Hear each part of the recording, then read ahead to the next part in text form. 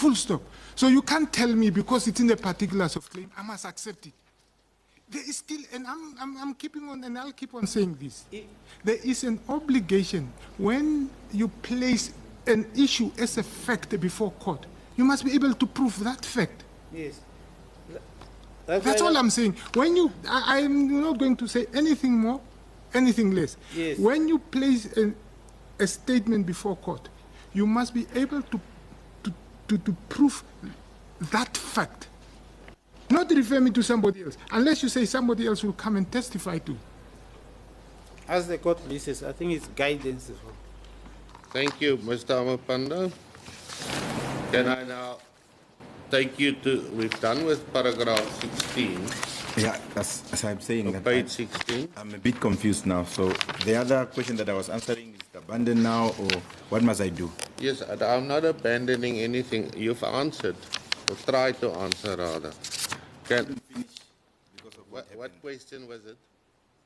With regards to... No, what question was it? You were asking the question with regards to what appears on the first paragraph of page 136. What was the question? You are asking what law? Yes. And then I was taking you to the particulars of claim, and I was pointing you to paragraph 18. Yes, and paragraph 18 does not state any law. That's not my version. That's also not what I said. I was answering before what happened had happened. But if it's not, we can proceed. Yes, so I put to you, we can read paragraph 18 to the court, and then you tell us how it helps you. Read it aloud.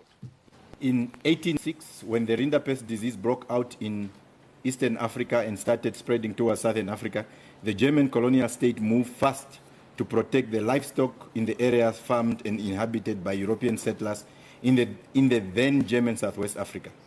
As is typical characteristics of imperialists and settler colonizers, they were not concerned with the livestock of Africans.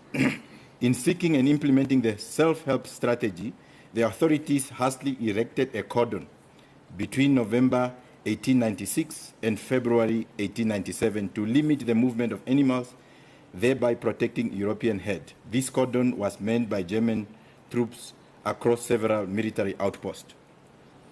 You ask, how does it help? It helps because it establishes what I have read, what I've established historically, that the establishment of the red line as pleaded in that first paragraph was because of those historical circumstances. There wasn't any law. No one has pointed me to any law that created it. And you have, today, you have not pointed me to a specific language that says it's erected. Now, the word cordon that you use in that particulars of claim, what is that? A physical fence or a imaginary line? Cordon is a physical fence. Seriously? If are you asking it in terms of the English language? Well, I'm not an English person. I'm not expert in English. When you say you are cordoning of the area, are you doing it imaginary or are you doing it physically? I'm asking, what did you mean with the use cordon there? Did you mean fence? Physical fence? Yes. Oh, so when you speak about, when you use the word cordon, you actually mean fence? What I'm talking about in paragraph 18 is what has happened and what has been established by historians who have done research and made those specific determinations. And if you use the word fence, what must we understand? A fence is a fence. Oh, but a cordon is also a fence. The utilization of the word cordon in that context is not used in general terms. It's used in terms of paragraph 18 that I'm referring you to.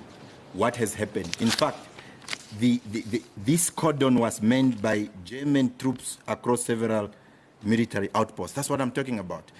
Were the German troops manning an imaginary thing? Absolutely not. Was Lintequist and building an imaginary fence? Absolutely not. So now, the cordon that I'm talking about is in terms of that specific paragraph. Now, the cordon which you refer to, point us on the line, on the map, where that cordon was.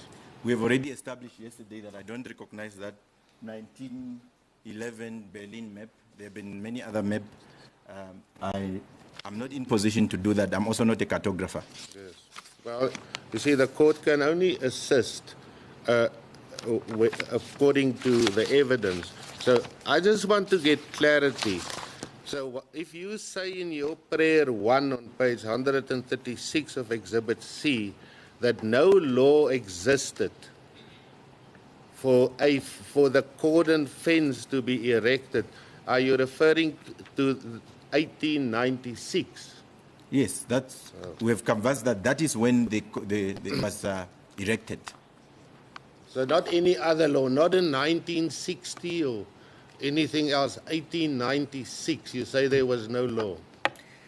My case is that the veterinary cordon fence, the red line, which the Minister of Agriculture in his witness statement... You said that thingy all over again, you don't have to repeat just trying to make sure that you are prepared. So that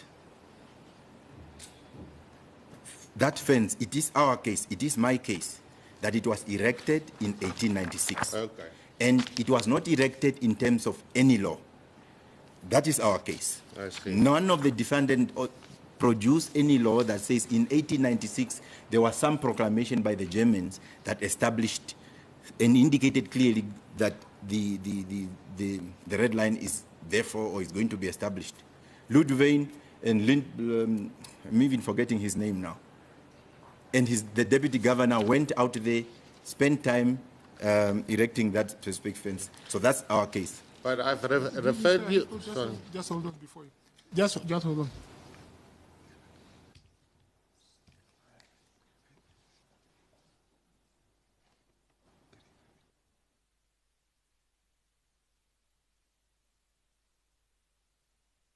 Sorry, you can proceed. I've referred you yesterday to our paragraph 7 of the plea where we refer to the proclamation of 1990 where the zone... You refer to page? My lord, that is our plea on page 36. It's a trial bundle, not this bundle which I've handed as Exhibit C.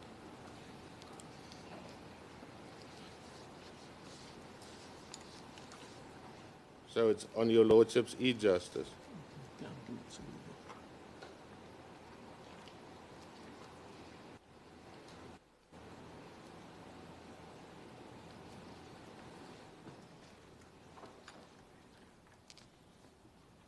Your lordship with me? You say the plea. Yes, and that is in the... It's a plea dated? My lord, it's at page 37 and the plea is dated 20 May 2022. Page 36 of the... Bundle, my lord. The trial bundle. Of the pleadings bundle. Okay. Trial bundle. And the court bundle and the trial bundle runs the same numbers and same pages for the first... Okay, you said page 36. Yes, my lord.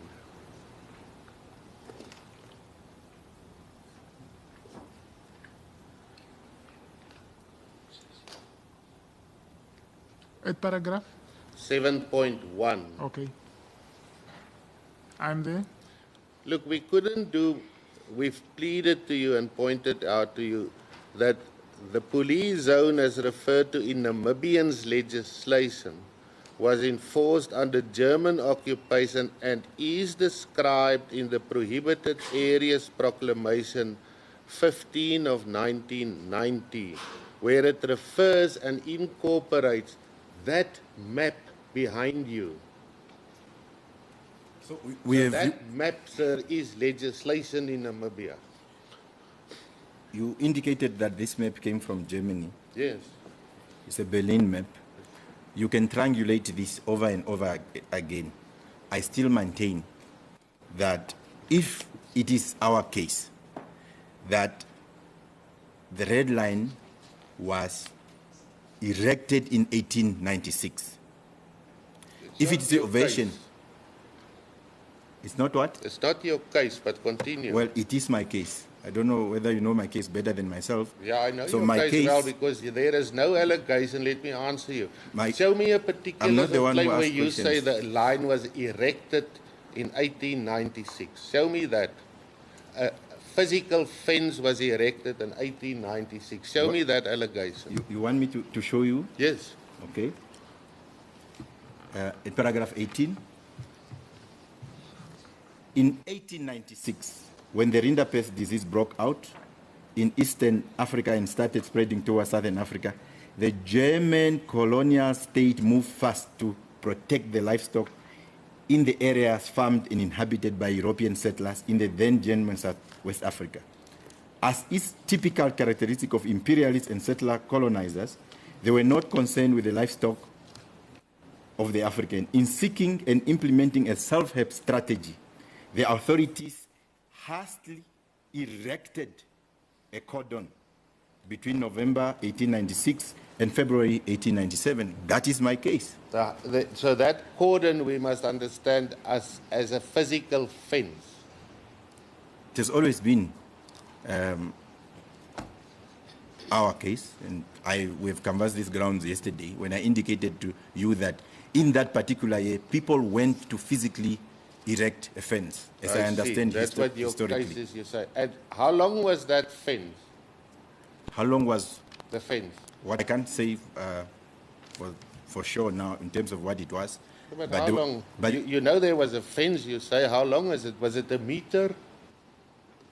A meter where there were 16 military outposts, according. So I'm now trying to be very careful now, since I must not use my historical knowledge. Do you know how long was the fence? Allow me to finish. There were 16 military outposts, manned by German troops. Yes. And in between those military outposts, they were spaced within, if I recall correctly from historical record, between 30 and 50 kilometers in between. So 16 military outposts during that time of 1896. I have already explained to you that over the years, and I use an analogy of an old Katutura house. You've used that analogy. Where Raymond Heathcote, as an analogy, built a double story. So, in other words, with the passage of time, certain changes there's been changes to those to the specific fence until the stage where now we are talking about 1,250 kilometers. So you are asking where I have said. You have alerted the court that I've never said anywhere that the cordon has been erected in 1896. So I pointed it out to you. That was your specific question. You now say when you use the word cordon, we must understand it as fence. Where you use the word fence, particularly in the particulars of claim, when you want to use the word fence. Anyway, how high was the fence that you're talking about? How was what? How high was the fence? So the fence that has been built in 1896. Yes. The one you're talking about, which I say did not exist. How high was it in your imagination?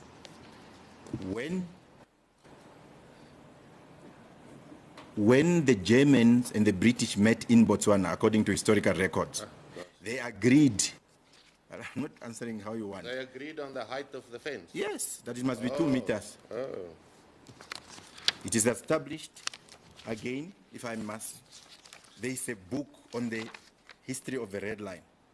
And this book, minister who's a party to this, wrote a foreword to this book.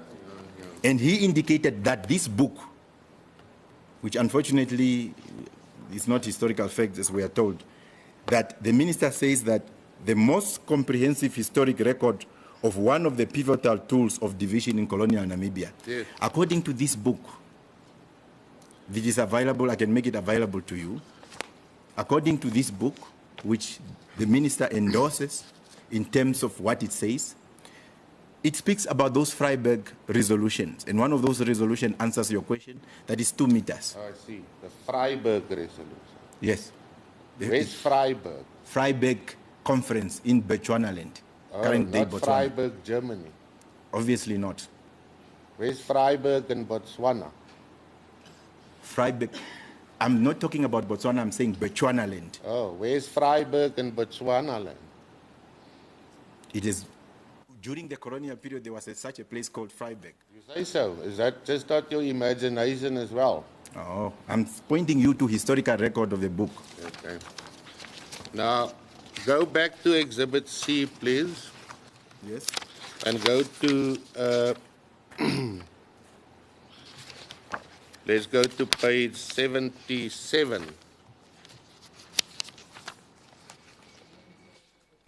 Of Exhibit C, my lord. Yeah, is it at the top or at the bottom? 77 at the foot right. Okay. You see that objection that was against one of your other tries of a particulars of claim. You see the first ground there. I see. Yes. Yes. We say that in paragraph 2, the police zone or German red line has been described in the prohibited areas proclamation, and we continue. Paragraph 3 says, the veterinary cordon fences currently in existence is marked purple in Annexer MB1 Year 2. And that purple one is the one which I've showed you yesterday, which you don't want to accept because it's a German map. But in paragraph 4, we said, the plaintiff assumes in his attended amended particulars of claim that the veterinary cordon fence and the police zone or German and colonial red line are the exact same lines, which they are not. So we made the objection, then you amend the particulars. I have established and I've indicated over and over again. And then the last... Can I finish? I've indicated over and over again that the red line has been erected in 1896, and over time, different purposes have been assigned on that red line. One is veterinary purposes, one is military purposes. When after the genocide, the Germans again gave a decree indicating the areas that must, where the German control and protection must be in terms of that specific police zone. The police zone was treated again by the South Africans. So, but for all intent and purposes, different concepts were applied on the red line. The police zone was applied on the red line. The borders of a police zone in the northern part was applied on the red line. When we are talking about the veterinary cordon fence, as it was eventually implemented both by Germans and South Africans, and over time, and in the current regime, when it inherited, it used exactly that border of the red line. That has always been our case. I know that's always been your case, and it's always been wrong. My point to you is today, the physical fence is used as a veterinary cordon fence. Yes, it's common cause. Yes. Not by the Germans, by the Namibian government constituted in terms of our constitution. But we have explained, and you see in our particulars of claim, we indicate very well. We don't say it doesn't exist. We don't say it's not used. Those are facts that has been established even in the pre-trial order. We go to a great length to explain and identify in our claims. So when we are saying that it is unconstitutional, what do we mean that is unconstitutional? For what purposes? You know, so we also explained that our case, and I explained this yesterday, our case is not just about the meat. It is also about what it means in terms of the rights of people. That there's an attempt to somehow apply some sort of opportunity cost type of... Yes, I hear what you say. Are you done? No, I'm not done. Continue. You can repeat all those things, or you can use the actual words of yesterday, or you can just say ditto. Then we move on quicker or something. What you're not going but to... if you want to say it over, I'll give you an opportunity. Continue. I will answer your question, but you're not going to tell me how I must answer your questions. Well, ditto, I don't even know what ditto is. Why would I adopt a concept and a word that I don't know? What is even ditto? Okay. So anybody else, maybe some of your witnesses can come and say, use the word dittos. I will answer your question as you're asking them, as I understand them. I use the same words as yesterday, or you can repeat it. It will not happen. I will not answer the way you want. I will answer your question as I understand repeat them. it then. What is it that you want to repeat that you said yesterday? No, I've already canvassed those grounds. But is why there I nothing indicated. you want now to repeat again, which you said yesterday? No, I'm answering your questions. I'm asking you, is there something which you want to, as we speak now, because I'm going to move on, is there something you want to emphasize? Or is there something you want this court to hear again? And for me, you say for me to get prepared, tell me what you said yesterday. Please repeat it. Oh, you Is want? there anything you exactly want to repeat? Okay. We were canvassing these grounds that the case is not just about animals and meat, right? That's also what I've said yesterday. Yes, Perhaps, you can repeat it yes, again if you perhaps want to to. clarify, since you are insisting that I must do No, that. I'm giving you opportunity. I'm not insisting. Okay. I have indicated that it's not just about the meat. This is a tool that is used for division. There have been case law. Let me understand. You say this is a tool. A tool, yes. What is it that is a tool? The cordon fence. Yes. Okay. The cordon fence is a tool used by whom? By the regime. By the Namibian government. Yes. Okay. The minister in this forward also No. called it. I said to you, I'm asking you. I'm not asking you what the minister may come or may not come, and I'll ask him. I'm asking you. The veterinary cordon fence is a tool that is used. My lord, the veterinary cordon fence exists the way it is exists. By saying the tool is a description. No, I need to make a finding, Tati Yes. Amupanda. I need to make findings, So- either accepting what you are saying or rejecting it. Yes. And the beauty of my job is, whenever I make a finding, I must justify that finding. Whenever I make a finding, I need to government of the Republic of Namibia uses the veterinary cordon fence to deny Namibian peoples their right to dignity. That's all I want to understand. Yes, it's used as a tool. May I ask your lordship's indulgence? I want to explain to your lordship the purpose of my next 10 minutes or so of cross-examination. But I ask that the witness just be excused. Otherwise, it will lose its whole emphasis. You can No, just... you can go ahead. Go ahead. Ask your questions without explaining to me. Go ahead. Let's move. So is there anything Yes. which you want to... You've said it yesterday. If you want to, I'm not asking that you should. In fact, it irritates me if you do, but I want to ask you, is there anything you want to repeat now which you said yesterday? Yes, that's what I was doing. Okay? Do you want to repeat what you said yesterday? No, he said, is there anything that I want to repeat and add? That's what No, I didn't say add. I'm asking, do you want to repeat what you said yesterday? I want only to emphasize. Okay, no, you don't need to. Okay. Proceed. So can we then accept that what you've said yesterday we've heard, and give us some intellectual praise or capacity that we understood? Okay? Can we then move on? What is intellectual capacity? Capacity So that that I we can understood understand. what you said, and that you don't have to repeat it over and over. We can understand, and I'm Mr. sure that... Headcourt, can I say something? Yes, ma'am. I would really appreciate it if you also just simply straight go ask a question, because otherwise we'll be in this court for the next 6 months. My lord, this is exactly what I wanted to explain to your lordship. No, in his absence. just go straight to a question, ask the question. Otherwise we'll be in this court for the next 6 months. My lord, then I'll tell your lordship in his presence. So I, for myself, have never mastered the art of cross-examining a political witness.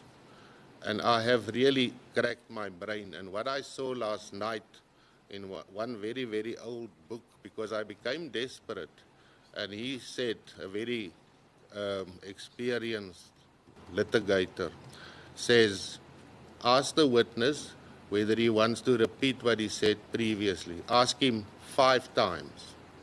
And then say, another time and another time, but please explain to the judge beforehand, otherwise the judge will get irritated with you. So, my lord, that's what I wanted to do. I'll move on. So, the VCF's... My lord, I'm a political witness. That was addressed to me, not to you. Okay. The VCF's... You are a politician. Mr. Heathcote, I've answered the witness. Yes. Proceed. The VCF or the cordon fence serves no purpose, you say, today. No valuable purpose. Well, the veterinary cordon fence, in its current manifestation, protects the few at the expense of the majority. Is that, according to you, its only purpose? Well, it serves the few at the expense of the many. Is that the purpose, according to you? The purpose of the veterinary cordon fence is to prevent the movement of animals. How well done, And- Mr. Amupanda. Can I finish? Yes? Yes. If you have regards to the documents that are before court, we have a witness statement by Miss Shilongo. She's a... Dr. Amupanda, I don't know whether you are legal practitioners did canvass this with you. You see, a witness statement remains what it is. It's a statement by a witness. And until it's read into the record, it's useless and it cannot be used.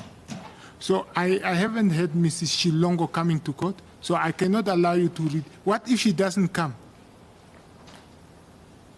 What if Mrs. Shilongo doesn't come to court? What do I do with what you are telling me? Okay, my lord, it's fine. So, you said now, at least, that it is to prevent the movement of animals. But you must sorry, also... Sorry, Mr. Sorry, my Heathcote. lord. Are there any instructions that you are getting? No, it's okay. Just to say the witness must finish the previous answer, even if it's not referred to Ms. Shilongo.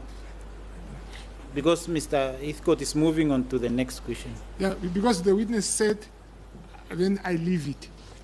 Ms. Shilongo, yes. No, you see, when I said the witness, remember the witness was on a question. Yes. And he wanted to answer the question with reference to Mr. Shilongo or Mrs. Shilongo. Shilongo, yes. And then I explained he can't use Shilongo's statement. And then he said, then I leave it. Yes. Yes, Shilongo. Yeah. Don't speak on behalf of the witness, let him speak. Correct, madam. Yeah. So, you've at least identified one purpose. But the reason for preventing or controlling the movement of animals, you must know, government says it is to control foot and mouth disease. So Whether you agree with it or not is not the question. You know that is what government says the purpose of the fence is. So the veterinary cordon fence have been erected before Namibia's independence and it's been retained. We have all agreed as parties to this. Our case is that the continuity in a manner and form of the veterinary cordon fence that protects the few at the expense of the many, it is unconstitutional. Yes, I know that's what you said It yesterday. is discriminatory. That's what you said yesterday, but I'm now asking you, not what you say, what you know government says. And I'm saying to you, government says that, and you must know that, government says that the sole purpose of the line is to control foot and mouth disease from the north to the south. Yes, it's common cause. Yes. Now, let us look at the chronology of what happened as far as outbreak is concerned. Do you know or don't you know? If you don't know, then say so. If you know, confirm it, please.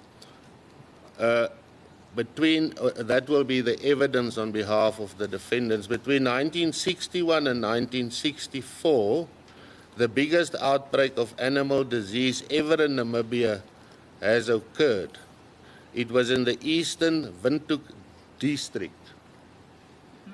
Just for my notes, my learned colleague said the defendant is coming to say that. I just want to know which witness of the defendant is coming to say that. Van der Vaart.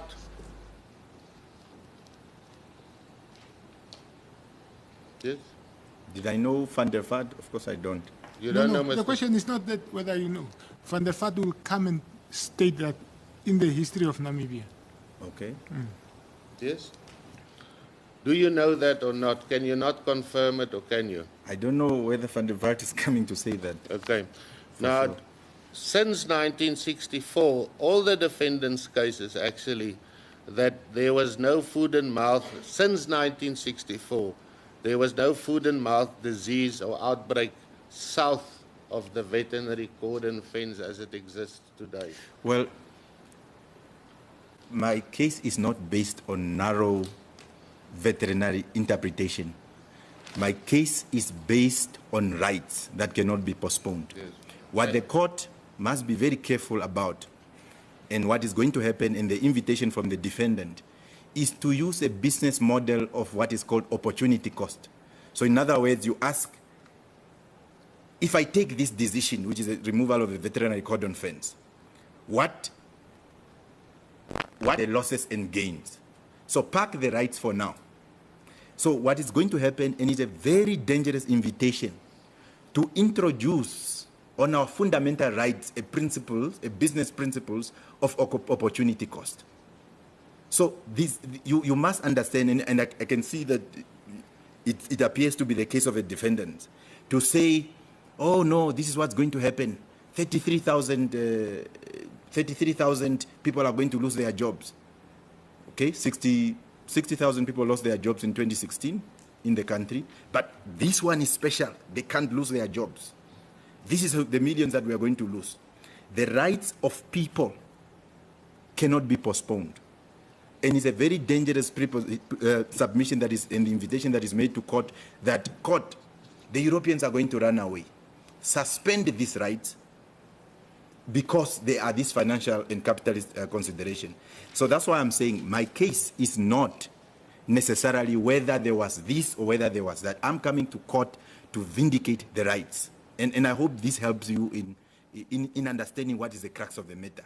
Well, you can reproduce all the figures, true or not true, but that's not my case. My case is to vindicate the rights. So that helps me a lot. So you say whatever I say to you and whatever the defendant's case is, true or not true those facts, you don't care. No, that's not what I'm saying. I'm trying to explain What do you mean by true or not true? I'm trying to explain the fundamental flaws in that approach of the defendant case. The fundamental flaws is because it seeks to introduce in our fundamental right regime, the principles of opportunity cost. The very idea of European, the very idea of saying, no, between this period there wasn't a foot and mouth disease in the South from 1960s and all those things. That's why it's a free zone. Okay, so therefore it must continue like that. But that's not the argument. The argument is that the right of Namibians in a unitary state cannot be postponed to any imaginary date. They can also not be subjected to a principle of opportunity cost. That is my case. Is there something you want to repeat, which you've just said and yesterday said? I've answered your question. I give you opportunity. You want to repeat? I've answered your question. Okay. You told the court that somebody told you what you must ask me. So what do you mean by, when I put those facts to you, you said true or not true? What do you mean? What must I accept from that? True or not true? So you say, it's what I understood, whether the facts I put or will be put to this court, true or not true, the court shouldn't pay attention to those facts. Of course, I wouldn't say something like that. I'm trying to explain the fundamental flaws at the level of principle, not at the level of pockets and financial interest. Why did you then use the words true or not true? Help me here. Now I'm trying to explain to you. Without repeating yourself, why did you use the word true or not true? Answer? Yes, I want you because you're not. Can I answer? Okay. The point I'm trying to make is that the contention is not whether this figure is true or this figure is not true, whether this figure is correct or this figure is incorrect. The contention is at the level of principle. Is it fair?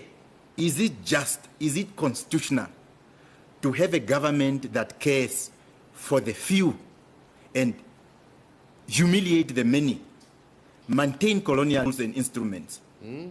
That is the level of the. It's not the way. When I'm not saying the court must, whether this one is true or not, the court must. Obviously, I'm not in position to tell the court what to consider and what not to. But I'm you're not trying to answering explain. my question. I'm trying to explain that. You're trying to explain, but you're not answering the question. You're repeating yourself. I'm asking, explain to the court, what do you mean if you say whether the fact I put to you is true or not? What role must the fact then play if it's true or not? What it means, according to you, I'll help you, is stuff the fact. No. That's what it means. That's your version, unfortunately. Now help me, what does it mean to say true or not true? I'm trying to explain to you Yes, you're the not level getting of it argument, right. because you think the level of argument is whether the debate is whether there was foot and mouth disease in the South between 1960 and 1961. I'm saying whether that is true or not true is not my case. Whether it's not true, let's assume for argument's sake that it's not true. My case won't change. Let's assume it's true. My case won't change. Okay, so that's what I'm trying to explain, that you are operating at that level of semantics and figures and numbers and what Europeans are saying. Yes. But I'm operating at the level of principles. Yeah. Constitutional principle, human rights principles. So while you're operating at the level of 10 kgs of meat and beef. Yourself, and it's not helpful, and it's not getting stronger. So let me continue with the facts. Since 1965, Namibia has been free of FMD south of the fence. Is that fact? Do you know that or not, or doesn't it matter to you whether it's true or not? Namibia is divided into 3 zones. The infected zone, infection zone, and the free zones, where the settlers stay. Yes. All the way from 1800 to today. Yes. Yeah? So the free zone, the free zone where there are apparently no foot, mouth, and disease and many others, is what has given, because of ticking the box of the World Organization of Animal Health, and then got this European and Europeans, they don't know what they're talking about. Well, that's your version. Allow me to answer your question. So the free zone, that's what gives them those specific status. Because it's common cause. That's why they are given that characterization that they are free zone. The case here is that... Common cause, sorry, let me just before you... The case here... You're going to repeat now what you've said. Are you a prophet? Yes, you are I not. am. The case here... Okay. Sorry, my lord, but I must also try and do my cross-examination in the way of trying to handle this. And he is repeating himself, and may I have, please, have just some leeway. I'm trying to do it my way. Just ask a question. What I will do now, ask the questions. If the question is not answered, I'll direct the witness to answer the question and not to debate. Okay. Now, since 2021, an increased need, that's the other year, 2021, an increased needs for the fence arose since there was now found a O serotype of FMD which was introduced for the first time in Namibia. That is what the witnesses of all the defendants, and particular Mr. Boshoff and the Boshoff de Wit will say. Can you dispute that or not?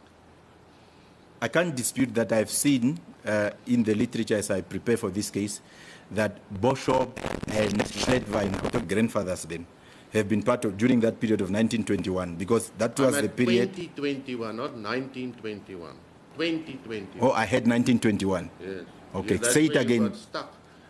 I'm saying to you, since 2021, there's an increased need for the fence, since there's now established a new O serotype of FND, which was introduced into Namibia for the first time. And that O serotype is more serious since it's fatal to cattle. Do you know that? Even government have admitted, because the version of what you're putting to me is that the need of the fence have now increased since 2021. Even government itself have indicated that there is a need to remove the fence. So it will be a contradiction. It will be very interesting to hear. Well, I don't know what government says. Let me continue. Then, during 2020 in Namibia, there were 3 outbreaks of foot and mouth disease, 2 during August in the Caprivi. Do you know that or not? I've heard, yes. You've heard? Yes. But you don't care about that. Well, One during December. That's your version. Just hang on. One during December in the Oshikoto region. Do you know that or not? I've heard that. And in fact, Oshikoto region is home to the Omatia open market, there where you bought the meat. Yes. And many other markets. Oh. You bought the meat on 17 May 2021, which was within 5 months of that outbreak. Yes. So no one should have stopped you. You should have just been waved through. That's a problem. That's a fundamental problem with the thinking. So you acknowledge that there's an outbreak, and you put an analogy that there is a possibility. I've indicated that I am going to direct you to answer questions, not to engage in debate. Answer the question. My Lord, it wasn't a specific question. The person No, the asked. question was very specific. You bought the meat 5 months after the outbreak of the foot and mouth in that area, and you want that meat to have just come through. My Lord, that was the question. You say there was no question. He said, and you don't care. Then you say, you answer, don't debate. That's what I'm answering. Do you don't care? I care. Just that. I don't know. So that's a fundamental problem. Yes. Can I continue? Can I continue? Yes, you will answer questions, Mr. Amupanda. In June 2021, so let me just go back to the May and the outbreak. After that period, there was an outbreak 5 months before you brought the meat over. You've admitted that. In June 2021, the very next month, there was an outbreak of foot and mouth disease in the northeast Zambia region. Do you know about that? I've heard of outbreaks. Yes. Can't recall the specific dates. So there were continuous outbreaks. And where did you buy the meat again? You have said where I bought the meat. I'm asking you. Umthia. Omathia. And that is right in the heart of where the outbreak occurred 5 months ago. Not at the open market. My meat was not tested to see whether it has foot and mouth disease.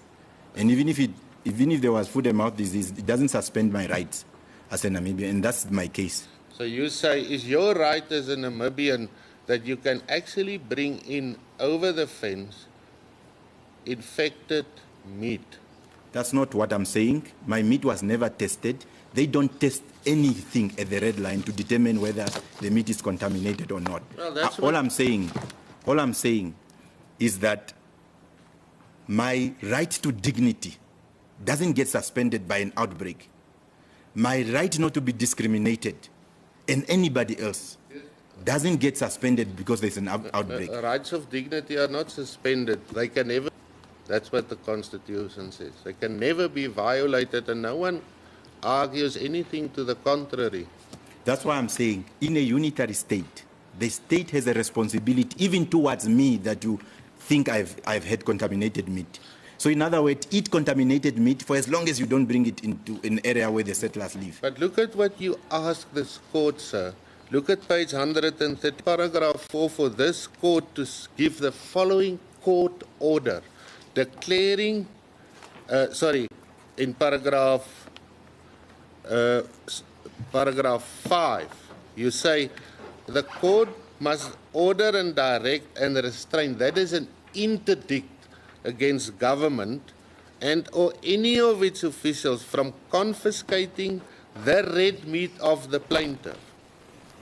As long as that, forget about other Namibians, as long as that red meat is for private and own consumption. So you say, if you come with your Toyota and you stop at the veterinary cordon fence and there's someone there, even if you come right out of the heart of an FMD outbreak, you must just utter the words, it's for my own consumption. And then they will say, thank you, Mr. Amupanda, you may proceed. First of all, there is no tools. They don't test whether this meat is contaminated or not. You go there, that's why I'm saying, let's do inspection in loco. You go there to Verde, you go to Mururani, you go to Oshivero. There will be no mechanism to determine that this meat is contaminated or not. That's not. I would, no. That's not. You want to amend the spray? No. Oh, I see. That's not what I'm saying. I'm saying that we come to court to vindicate rights. And when you are vindicating rights, you must obviously, to my understanding, you must identify those rights. You must identify how those rights are violated. And you must identify a remedy. I want evidence from you, Tata Amupanda. The law that Ntinda can argue. What is the evidence that you are placing? The law, what you must do, that Ntinda can argue. What is the evidence? My Lord, I'm being asked on paragraph 5. And paragraph 5 is with regards to an order, a specific order. Yes. I'm asking you about that. Yes. So let's test it. Assume the court grants that order, okay? Assume, just hang on. Assume The the... witness has finished answering that. Has he finished asking the question? No, the first question that No, remember before he because this is a new question. Yes. He was still addressing that first question, but he never finished answering. Which question is that? Which question is that? On order number 5, I'm at order number 5. that he was. The witness. Remember, you must just appreciate one thing. Yes. Once I've interrupted the witness, Yes. and I interrupted the witness saying that Amupanda, please don't give me a lecture.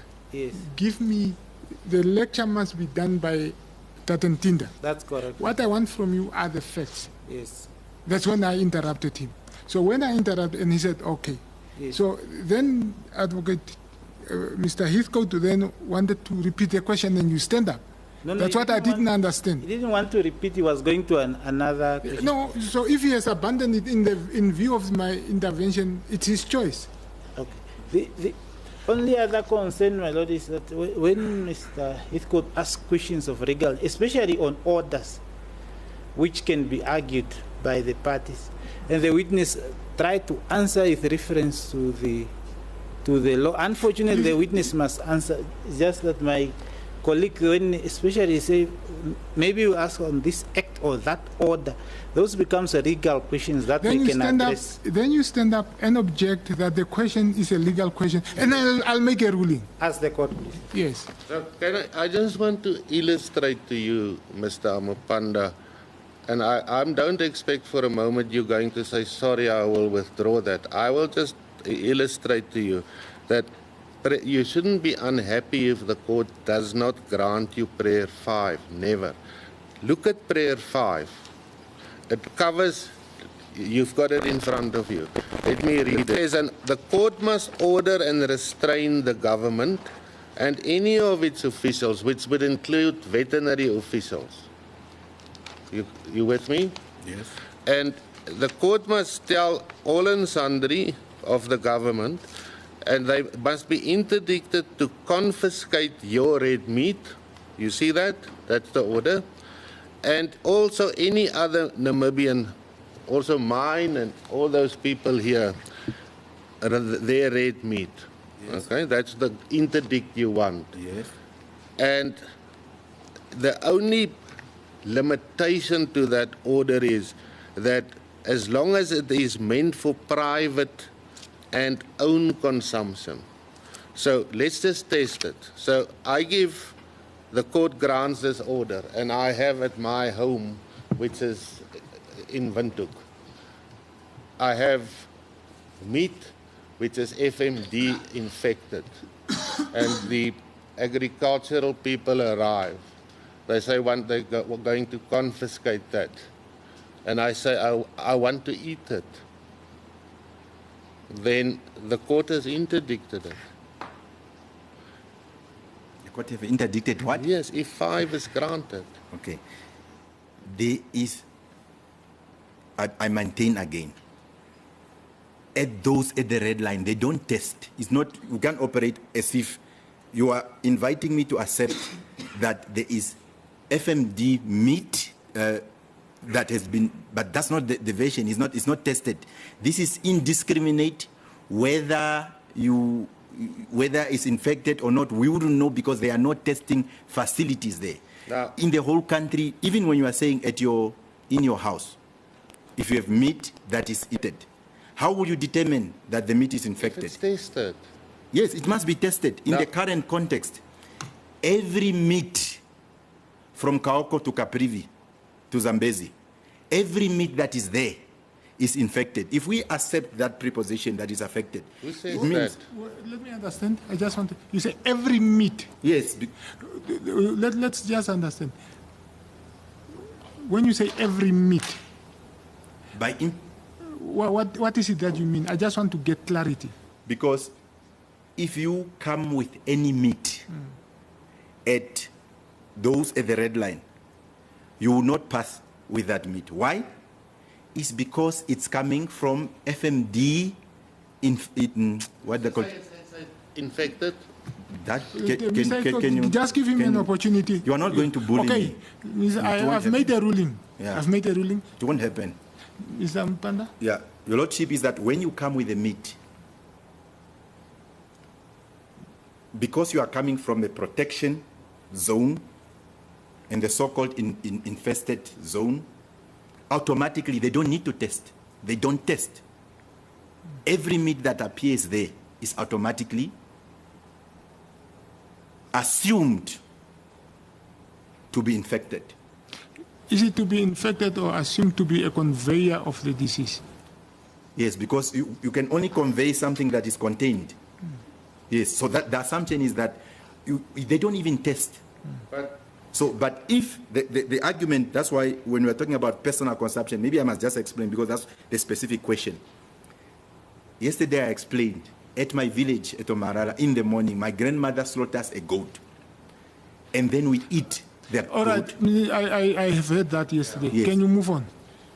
My point to you is, as paragraph 5 is concerned, even if someone the meat on your order that you seek, government, and even if it is tested to be infected, that order will prevent government to take the meat. Because it's not ifs and buts, it's a blanket interdict from government doing their job.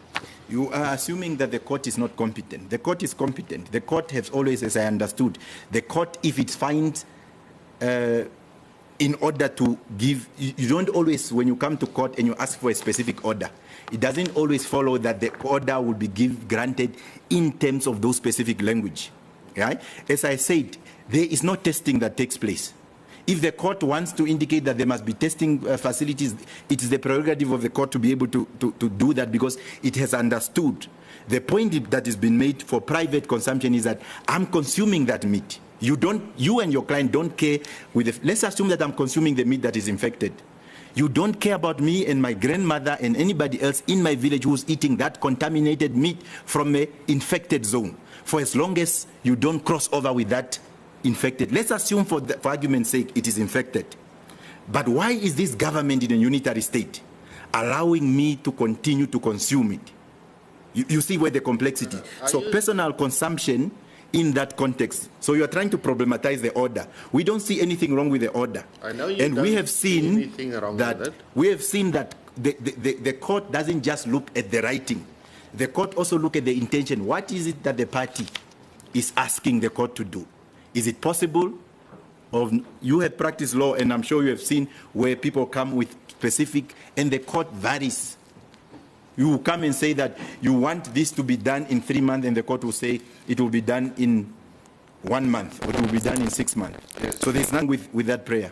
You've said yesterday that prayer was very carefully considered and scrutinized. Absolutely. I'm pointing to you that it's not so. I'm defending that prayer, not any other notional prayers. Are you suggesting that the government laws of confiscating meat and testing meat and when FMD breaks out are not applicable north of the veterinary cordon fence? In other words, government cannot confiscate meat at your house if it's infected. Government doesn't, and government doesn't test. What? Oh, let me assist you. Let's go and do inspection in local. You will not find a testing facilities at any of those gates. Well, you're not listening to my question.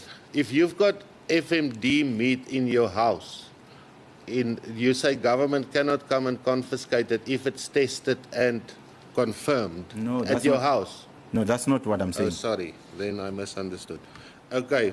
So the VCF, if the VCF, this is the defendant's case, but of course those are just facts which you wouldn't care about. But let me put it to you. If the VCF is removed, the markets of the EU, UK, US, Norway, China, on which farmers like the 6 and the 7 defendants and all other farmers south of the line will become inaccessible. That's the truth. It is our case that you cannot discriminate against the majority of people and seek to impose that opportunity cost narrative on rights. I still maintain that. It may be annoying to hear, but I still maintain that the advantages and the opportunity cost, what they are going to lose, should not be elevated on top of the rights that people of Namibia have in a unitary state. But do you agree at least that is, if you want to, in the long run or immediately, doesn't matter, remove that fence, it is something that must be carefully dealt with? I don't agree. That's why I'm saying you cannot postpone the enjoyment of rights. That's a fundamental flaw in your case. You think that carefully consider, in the meantime, continue to be discriminated, continue to be humiliated, continue to be kept out, continue with the legacy of colonialism while we are carefully considering this. Your rights are being postponed. So science may not play a role in this decision. The point is that the rights cannot be postponed. The enjoyment of rights cannot be postponed. And it's a very dangerous invitation. Said that. It's a very, I'm just saying so that it can sink in. Yes. Yes, it's a dangerous invitation to court where business and economic concept are elevated over and above rights. Yes. You cannot. But I'm also saying to you that the whole defendant's approach is a scientific one. But you say, stuff the science. I've got a right. You cannot, your science and so forth cannot limit my rights. That's your whole argument. The world keeps changing all the time. There was no social media, there was digital media. Business people should not come to court and seek protection to trample over rights. Business people must innovate. You shouldn't have it. In fact, the part of the problem in our country is that other people are doing research. What is it that we are going to do? In 2013, there was a worst outbreak of foot and mouth disease in India. 60,000 cattle were affected, 6,000 of them died. India, until today, doesn't have a veterinary cordon fence. But it is still in the top 15 largest economies by GDP. So the very idea that let's just keep protecting is also not helping you and your client, because there ought to be, I know, for instance, there's a reliance on a young lady who just came from university who's saying 33,000 jobs are going to be lost. But what if there is going to be innovative veterinary scientists and many other people who could do something otherwise? The very lazy approach, let's just keep the line, let's just keep protecting. So it's a very, very, very weak. We should be able to, those conversations we can have as Namibians, but it must never be used. This business, capitalist and economic narrative of opportunity cost cannot trample over right. I'm not saying disregard. Disregard what? I'm not saying disregard whatever it is that... So you wanted to use the word science. No. What word you want prophet? To... Sit, my lord, I'm cross-examining the witness. You cannot let me, interfere you must with allow, the witness. You see what? Yes. When you, I don't, I've said I'm not presiding over a debating class. Yes. There are court rules and decorum. Even when you want to object, you just don't stand up and speak. You stand up, I notice you, and I tell your colleague to keep quiet. For you just to stand up and start speaking, it's not according to court decorum. Equally, it's not court decorum, my lord, for my colleague to keep. The witness is answering. He's saying, you want to say this. The witness have not even said it amounts to harassment. I didn't want to be in that space, my lord. But my learned colleague asks a question and then throws in a side. It's all just designed to harass the witness under those circumstances, my lord. Yes. That's why what I said, you have the right to protect your client. Yes. What I am saying is about the way you keep on doing it. You just stand up and start speaking. And that's what I'm saying. Please stop it. Stand up. I'll give you the opportunity, and I will direct. You have the fullest right. That's all I'm asking. As the court pleases. Yes. I just maybe unless if my colleague is about to conclude, I see it's almost opportune to break. Maybe. May I conclude with one question? Is it your case? I understand your case rather. For this decision you want the court to make, the court must ignore science. No. Science says the removal of a veterinary cordon fence would increase agriculture contribution to GDP from 5.1% to 20%. Science, you think you interpret science to be laboratories? Yes. No. I'm a political scientist. I work in a knowledge environment. I'm not talking political science. Let me then be specific.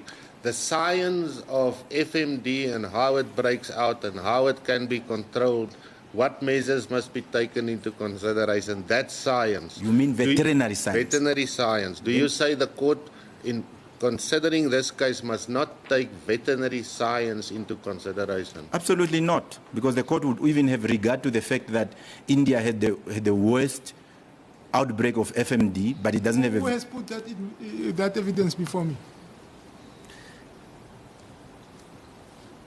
Is it the understanding of the court that I must not say things that... No, I'm going to repeat what, you see, I'm repeating. You are saying,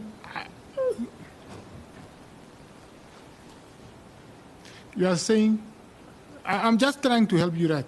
You're saying I'll have regard to the fact that India had an outbreak where 60,000 cattle were infected with FMD. I'm asking, how do I have regard to that? Who has placed that evidence before me for me to take it into account? That's all I'm asking. I'm not saying what you must put, how you must put. I gave you the lead yesterday. I repeated that lead today. The lead and the testing question, it's the presentation of factual issues before me by a witness in the witness box. Can I then conclude, thank you, my lord, before the adjournment? So, you accept that the court, in anything that it decides here, must take and should take veterinary science into consideration? It is my understanding and my case that even science cannot trample over rights. There was a perspective that people who are HIV positive must be kept in certain areas. But people have a right to family even if they are HIV positive. So even if you have to argue on science, science cannot trample over rights of people. That's an argument. I'm asking you, are you saying the court should take or not take veterinary science into consideration for the orders you seek? I'm saying whether business or science or capitalist interest cannot override the fundamental rights of the people of Namibia. That's my case. So veterinary science in this case is a factor which the court, you say it cannot override. It's not a factor which the court must ignore. I never came to court to claim that the court must ignore this and that. I came to court and my case remained that you cannot use business fears, business loans, report of veterinary science who have farms themselves to trump over rights. But I can't tell court what to ignore. I mean, you know very well that I can't tell court what to ignore. But what I'm saying, it is not my understanding, it is my case that the court cannot use that opportunity cost principle to trample over rights and elevate those principles over the fundamental rights of the people of Namibia in a unitary state. That's my case. I think it's become clear to me what you understand the right to be, and that is that it's totally unlimited. My lord, may we adjourn? No, that's not my vision. Well, then we'll discuss after the break. Okay, good. Are you intending to proceed? Yes, my lord. With cross-examination? Yes. How long? Another half an hour, my lord. Then I would rather you continue, we finish, and Good. then we will take the break once we have finished it. Thank you, my lord. Or are there senior citizens, because I'm also getting into My that. lord, I didn't want to disclose that, Okay. but I would prefer a All right, break. no, if there is adjournment. I'm talking on behalf of them, my lord. Yeah. All right, I'm not part of them. yeah. All right, we will adjourn for 15, 20 minutes. All right.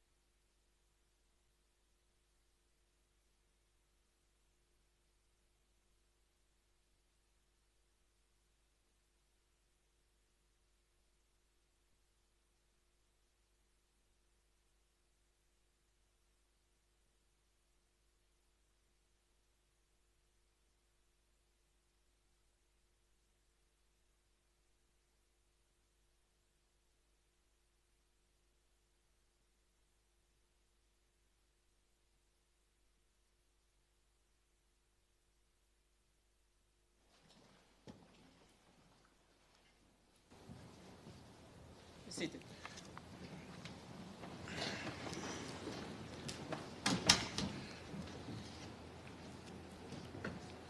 Yes, Mr. Heathcote. My Lord, may I make a promise?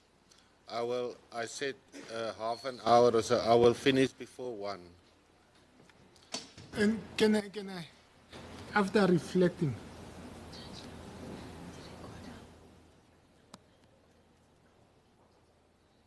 just give us 2 minutes.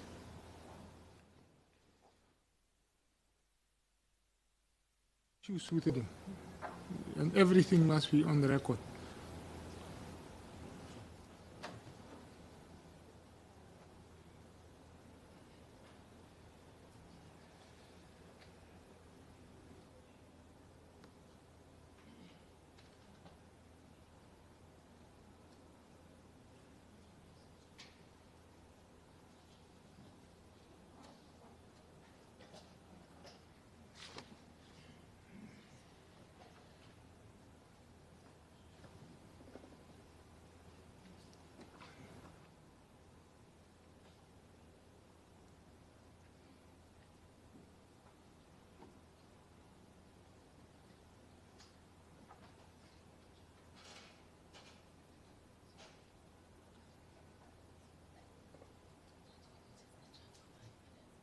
All right, we'll take an enforced break.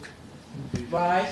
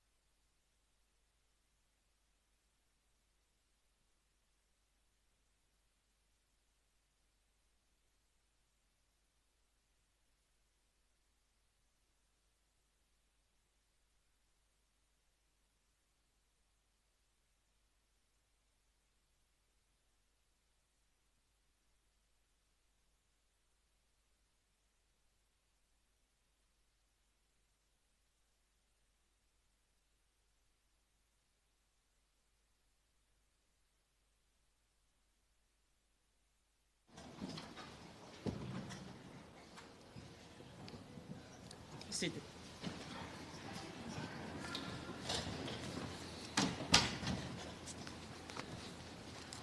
Yes, what I was saying is maybe if in the final stretch, if we can just contain, you ask a question, you allow him to finish, he answer. If he debates, I'll cut short. Let him, but allow the witness to answer the question. I will, my lord. Okay. So the incident, Mr. Amupanda, you describe in your witness statement where they took the meat, did you actually on that day stand on a mat? No.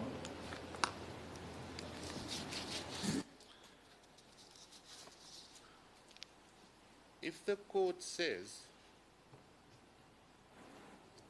government must break down the entire veterinary cordon fence as indicated on that map or wherever you may think it is, what would be, according to you, the immediate effect on cattle or on the meat industry?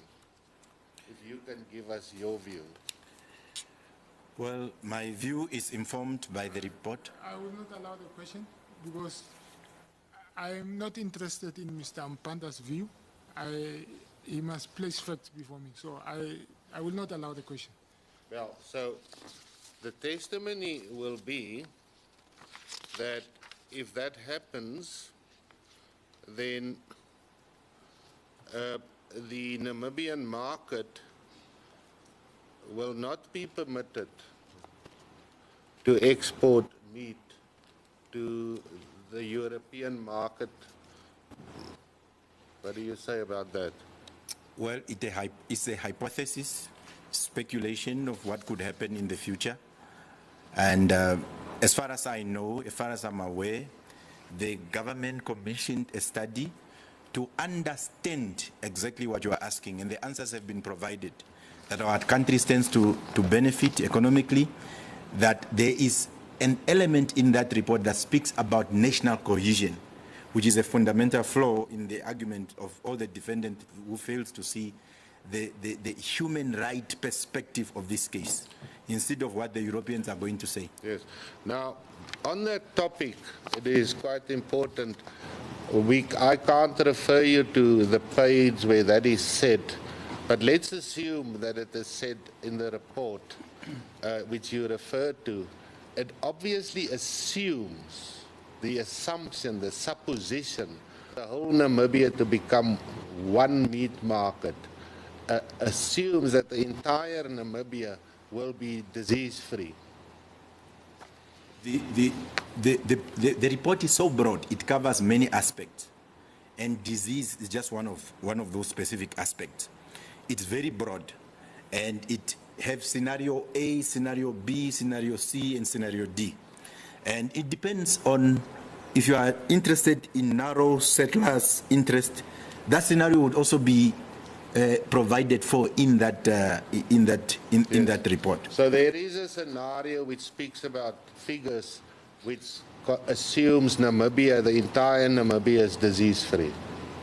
Yes, in Namibia without a veterinary cordon fence. Yes, of course. In other words, if we remove the fence and Namibia is regarded by the World Organization of Animal Health as disease-free. Even by ourselves. Yes, even by ourselves, but by them. I want to refer you to a map which is at page, my lord, for your lordship, it is page 448 of the trial bundle. And I'm just going to, may I hand this to you? I'll give you the map. And I want to put it in perspective. Now the map which is at page, can I also hand to your lordship a copy? The map at page 448 is not the exact same map, but we will point out to his lordship when this witness, Anya Prof de Wit, come to testify that since he filed a witness statement, there was an updated map. And this is the one of January 2025. And you will see, do you see in this document, that will be her testimony. You see on top it refers to the WOA or the World Organization of Animal Health and its members and the official FND status map. You see that? Yes. And you see that was last updated in January 2025. I see it's written there. I don't know how Yes. it was updated. You see, that's what she will testify. And you will see that there is a dark green on the left and a lighter green. This time, I hope I've got my colors correct. And the dark green is reflects in the world members and zones recognized as free from FMD without vaccination. And then your light green is members and zones recognized as free from FMD with vaccination. Now, just look at Namibia, and you will see there the dark green and the divide up to the northern part above the veterinary cordon fence. Do you see that? Yes. And that is so on this world organization. That's how they deal with Namibia. But do you see Botswana to the right? Yes. And they have similarly a divide within the country. You see that? I can't see that there's a divide. But you know where Botswana is. Yes, I can see Botswana. Yes, and you can see the whole of Botswana is not dark green. It's similarly as Namibia. There are some parts that are green and there are some parts that are not Yes. green. And can you look at, for instance, you know, South America on the left? You see some of those countries are also divided. The borders, she will testify, are indicated by the lines. You see that? Yes, I can see. And can you see the red? It's a suspension of FMD-free status. And you see right above Africa in Europe, there's a red zone. That's Germany. Yes. And you see they've been suspended. And it's because of the outbreak recently, I think in January. Berlin Wall. The red portion in Europe, Germany. No, I'm saying, were they suspended because of a Berlin Wall? No, it's got nothing. The Berlin Wall came down in 1989. This is because of an outbreak of FMD. You can say, suits you well, Germany, but that is because of the organization of the world. Now, I put it to you that the testimony will be that Namibia is not unique. There are many other democratic countries in the world which are divided by zones. And these zones, Mr. Amupanda, are dealt with not on political science, but on the science by this World Organization of Animal Health. And the entire world is dealt with on the same basis. Well, our people fought for independence. There were international bodies that were okay with apartheid. It is normal, it doesn't follow immediately that these international bodies are sacrosanct or whatever it is that they do. The United States, the first action of the new president was to withdraw from the WHO. Yeah? So it should not be projected to the court that what standards are put by this international organization have sensitivity to human rights, have sensitivity to history, it has sensitivity to their own interest. So it doesn't immediately follow that because some international organization, for all we know, they would have supported operation, because if I was a member state into part of those countries, I would have asked, but why do you have an instrument like that that discriminates? So my reaction to what you are putting to me is that it is not necessarily rocket science. It's not assumed that every country have a national interest. That is why on day one, the President of the United States of America withdrew from the WHO. I mean, the WHO is a wonderful organization that deals with health and many things, but they reach a determination that it's not in the interest of America. The fundamental question that we must answer, whether World Organization of Animal Health says this or says that, is it our interest? So it mustn't be put to our society that even if something is bad, for as long as it's recognized there, therefore it must be justified. That's why I'm saying, if it is so that we want to be disease-free, I've indicated in my particulars of claim that I'm also a farmer. Yeah, farmer in communal land. It shouldn't be created that we are okay with animal disease. We also have indigenous methods of treating. It might be that in Omarala there's a method of treating foot and mouth disease. But if it's not recognized by WOHA, it might not look like it is something that is important. So the point is that it must be in the interest of the people of Namibia, not in the interest of some map that are updated on January 25 of WOHA. But at the same time, by submitting that, it shouldn't create an impression that we are saying we must somehow promote diseases. Nobody is reasoning like that. Okay. But as far as I'm concerned, my interest is the people of Namibia, is the constitution of the people of Namibia. It's not necessarily what some Europeans are saying.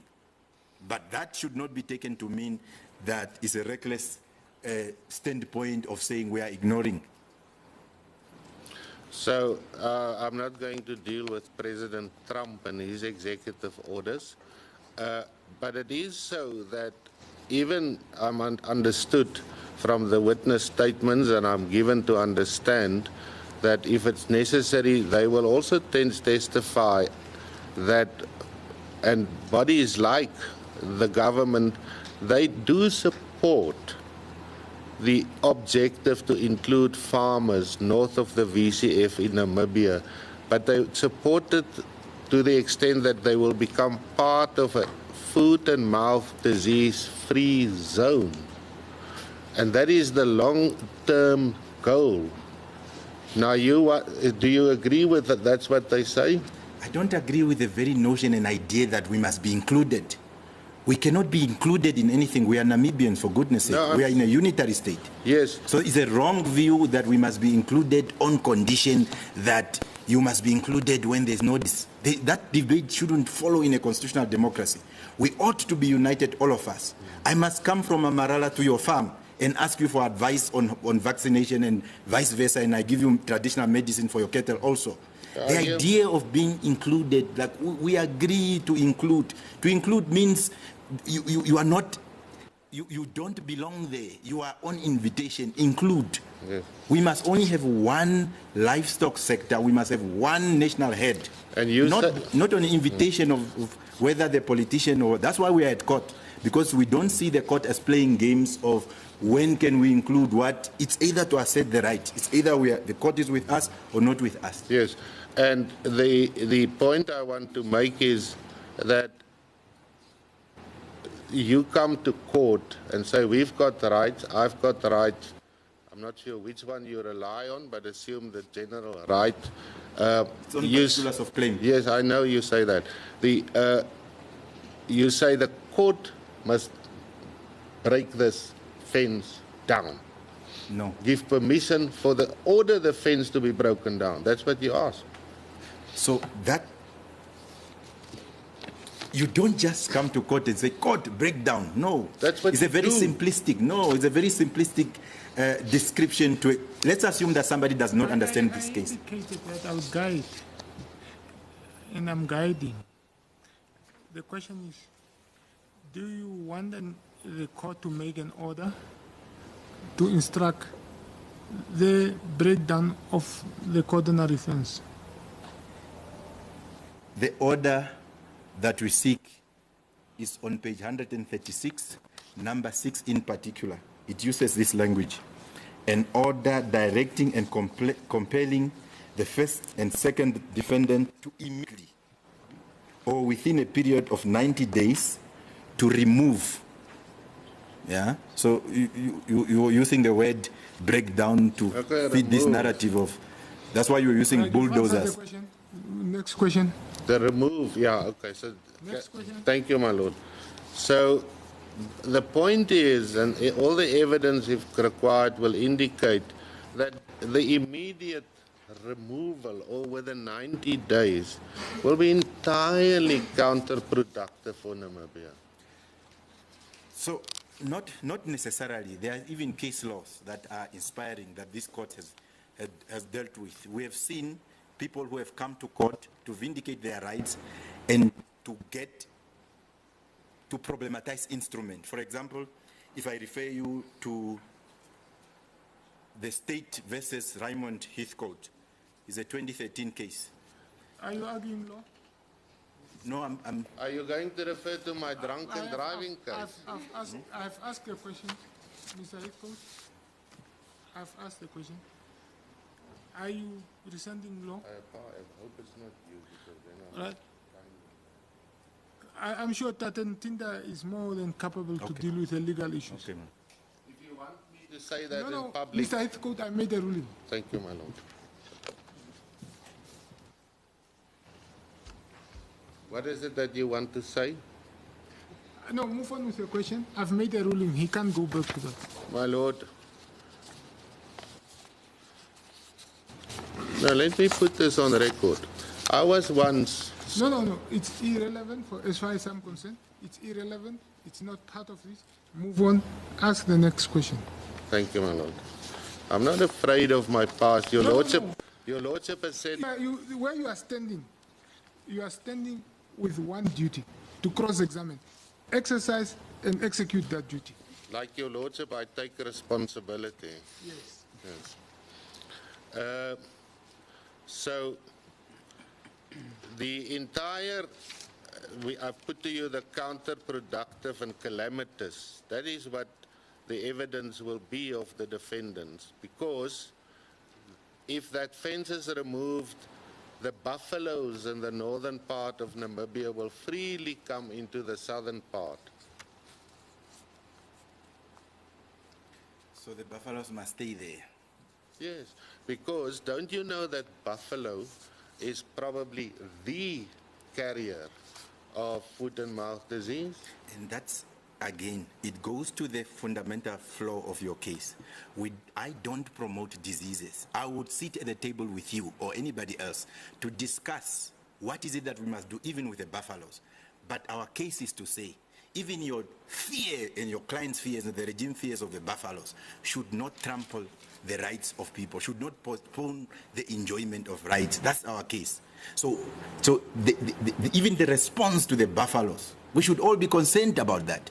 But must we continue for 125 years to trample over the rights of people and postpone the enjoyment of rights and factor in this opportunity cost business argument and elevate that on top of rights?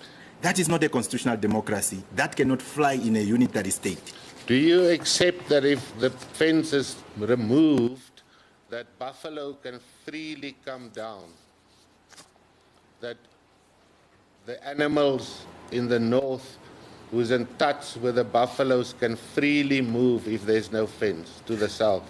So, do you accept that as a physical fact, reality? So I don't know the movement buffaloes. I wish I could speak to them and understand how they move. But it is a possibility that they can move to the north, they can move to Zambia, they can move to Zimbabwe. The animals move all the time. And do you know that cattle is also one of the carriers of foot and mouth disease? Yes, and human beings apparently. But apparently if you are quarantined for some days, you can. Well, you've somehow. just made a foe, sir.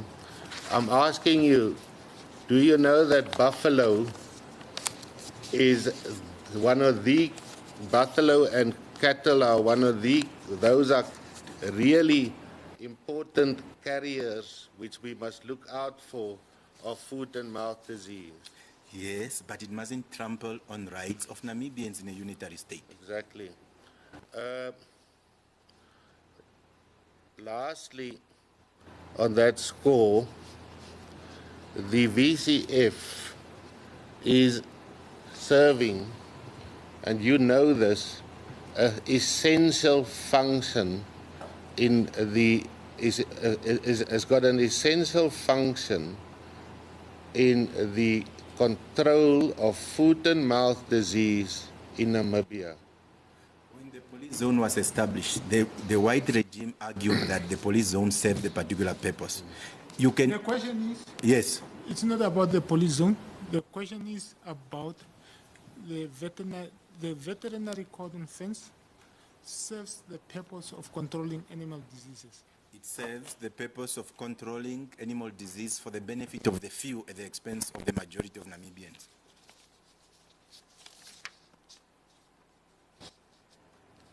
When you, on that day, they confiscated your meat, were there other cars? There are always other cars because you are blocked. Everyone is blocked. No, they say, when you, that's why I was saying, let's go there and check. You'll be able to see. So when you are coming at Toshivelo, there will be, you come and you drive. You have to go to, if you're coming from Amarala, you have to go to your right. And then there's the huge, my English is not good as yours. There's a Tara. There's a huge, am I allowed to ask answer? There is a huge building, I'm not sure whether it's correct, where the cars must then pass. So you'll find there will be police officers, a huge canopy. Are you sure, my lord? Well, I don't know. Okay. So maybe we must do inspection in locals to see. So you have to get out, and then there will be police officers, and there will be these chief watchers of the red line. So you are in the queue. If a person who's in front of you, sometimes they will just say pass. It is not necessarily that at every 10, everyone will be stopped. Sometimes they will just say pass, pass. Depends if a person is maybe hungry, so you go. Sometimes I go, they don't stop me. Yeah, sometimes they stop me. So there are definitely many cars. But they don't say black people stop, white people stop, Chinese people stop. Everybody must stop. Or everybody can go depending on the... If you go to my particulars of claim, it uses the word predominant. The question is, does it stop everybody or does it stop selected people? Yes, that's what I'm saying, my lord, is that I've dealt with that in my particulars of claim. You have not been asked what you dealt with in your... I'm asking you. Yes, Mr. Aitko, let me finish with him. Thank you. Sorry, my lord. The question is, we know what you dealt with in your head, but cross-examination is a specific question and that's a question that needs to be dealt with. Okay. I'm asking you. I know what you said in your particulars of claim. They don't discriminate on color. They treat everyone the same. Everyone who's coming from the north. Can I finish? Lordship, you made a faux, sir. You made a faux. I'm asking you. His lordship asked us to abide. Okay. So I've indicated... You and your lawyers. Mr. Heathcote. Oh, only me and my lawyer.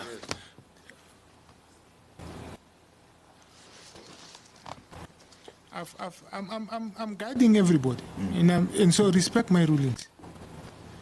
Yes, Mr. Heathcote, ask the question and proceed. You can proceed. Thank you. So, people from the south are not stopped going to the north. Yes. Whether they're white or black or any color. Yes. People from the north are sometimes stopped, sometimes not stopped. Yes. And there is no color discrimination. No.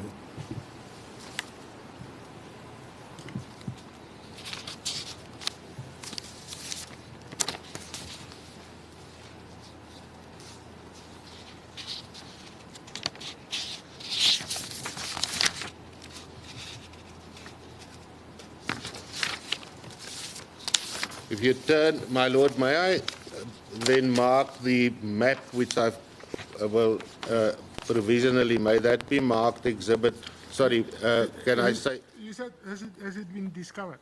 Yes, my lord. No, this one is not discovered, but there is one discovered. This is just one updated in January because that is after we filed the witness statements. One that is discovered is on page 448 of the trial bundle, and it's also discussed in the witness's statement.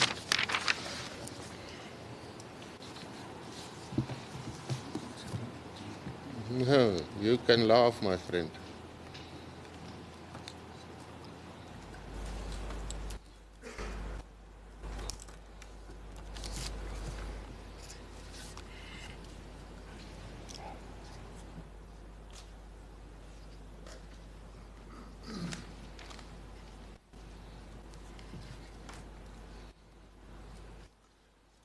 Yes, Tadentinda? To be consistent with the practice and ruling of the court, this map can be submitted if that witness is called to come testify. Even if it's mentioned in the witness statement as correctly indicated by the court that it's not evidence until that witness testify. So if that witness is not called to testify, we have a document that no one has testified on. It's a document on which a witness has been cross-examined. If the document is not in, a court that's dealing with appeals, as an example, what document is it going to look at? Yeah, but my lord, No, what I'm saying, yes, you see, you are saying I must not allow the document in. yes, It's a document on which a witness has been cross-examined. There are questions with respect to that document, and this is a court of record. So that document must be in the record and be referred to for the purposes of whoever deals with the record. When you cross-reference the question, you cross-reference them to a document. no, I'm just, my lord, submitting to be in consistency with the ruling of this court. No, you see, Documents cannot be admitted just because they are discovered. Tatentinda, Yes, you see, that one must apply one, you know for a fact, you were one of, it appears I failed very thoroughly in my duties as a teacher. Let me understand, let me explain. As a teacher, I always explain that law is about logic. Law is about logic. And one of the logical questions is simply, you just don't follow precedent. Just because I've made a ruling, and remember in the ruling that I made, I said, a witness testifies to a document. He identifies the document, and then the document is admitted. Mr. Heathcote just didn't stand up, ask the map to be admitted. He identified the map. He placed it before Mr. Amupanda. He asked Mr. Amupanda questions on the map. Now I'm asking you, if you say I must not allow it, how does the record then become complete without that document? what I'm saying is that once it's admitted, it's evidence, my lord. What I'm saying, please understand me. Unless For the- it's a no, do- provisional admission, No, let me that ask it you- cannot be I want you used to as answer this evidence. question. Yes, I want to answer the question. yes. If you say I must not have it admitted, will the record be complete? It does not matter about whether the record is complete or incomplete, my lord. All I'm saying is this document, once it's admitted, What do you it's- mean? Let me. it's evidence. No. And- Let's take it step by step. Before you say I interrupt you before you finish. Yes. Let's take it step by step. Yes, my lord. You are saying it does not matter whether the record is complete or not complete. No, What does that mean? that is not the rule applicable to admission of documents into evidence. So it's not that the documents must be admitted so that the record can be complete. The documents must be, once it's admitted, it's evidence. If it's, What does that mean? Which rule says so? even on the, No, which rule says so? says what, my lord? That a document, just simply because it admitted, it's evidence of what it says. It's evidence because what is, Which rule says so? it's not only a rule, it's a practice, it's an authority that once, Refer me to that authority, because the rules are clear. A document, the veracity and the truthness of the document Yes. still needs to be proved by the person. A document can be admitted into evidence without admitting the truth of what is stated in that document. yes, That's a law. And this is what I'm saying. This is a court of record. Now, on record, a document was used. How do I say that document cannot go into the record? My Lord, my submission is already just based on the... No, I'm asking you a logical question. And what I'm saying to you... My learned colleague is just disturbing. I'm unable to listen. Okay. Let me just assure you, the fact that the document is admitted yes, is not that truth of what is in that document is taken as evidence. I am saying to you, yes, I am admitting the document for the purposes of the completeness of the record. Simple as that. as the court pleases. So may this document then be marked Exhibit D, my Lord? D for Daniel. Yes, my Lord. And then similarly, the map behind Mr. Amupanda's Exhibit E. So do we have a small, because if I take that map, how will that map be uploaded on e-justice? Well, we will present smaller maps when the witnesses come, my Lord. But No, yeah, okay, but what you are asking me to, you see, the document that I'm admitting, I'll mark. yes, And this is what I'm asking. Will that map be able to be marked, or is there another A4 there map? will be A4s, my Lord. That can also Okay, be your, F. your junior maybe has the answer. We will have an A3 which will be scanned. Okay. But just for, so that A3 will be the same, but just mark E then. my Lord. No, that will be then be D. No, E. Yes, that was the map, that was the document that was. You see, Oh, because sorry, yes, remember sorry, for the sorry, record, sorry, when yes. a person asks Yes. and you go to the record. I'm with you, I apologize. Yes, that map will then be exhibit D, E and this one E. and the one of the WOW members will be exhibit E. So,